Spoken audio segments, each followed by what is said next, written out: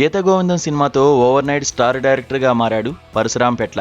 ఇక ఈ సినిమా ఇచ్చిన జోష్తో ఇండస్ట్రీలో స్టార్ హీరోలతో సినిమాలు చేస్తూ బిజీగా మారతాడు అనుకున్నారు.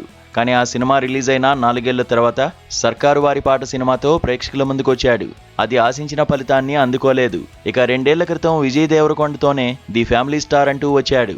ఇక ఈ సినిమా కూడా పరశురాంకి కలిసి రాలేదు.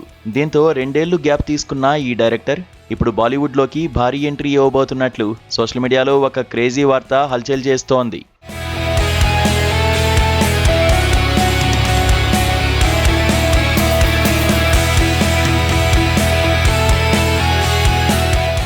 బాలీవుడ్ గ్రీక్ గాడ్ హృతిక్ రోషన్తో పరశురాం పెట్ల ఒక భారీ పాన్ ఇండియా సినిమా చేయడానికి చర్చలు జరుపుతున్నట్లు సమాచారం.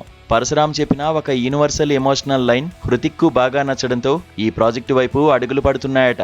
ఈ క్రేజీ కాంబినేషన్ను సెట్ చేయడానికి స్టార్ ప్రొడక్షన్ హౌస్ రంగంలోకి దిగడం విశేషం. కేజీఎఫ్, సలార్, కాంతార వంటి ఇండస్ట్రీ హిట్ చిత్రాలను అందించిన ప్రముఖ నిర్మాణ సంస్థ హోంబలే ఫిలిమ్స్ ఈ సినిమాను అత్యంత ప్రతిష్టాత్మకంగా నిర్మించనున్నట్లు సమాచారం. హోంబలే ఫిలిమ్స్ ప్రస్తుతం వరుస సినిమాలతో బిజీగా మారింది.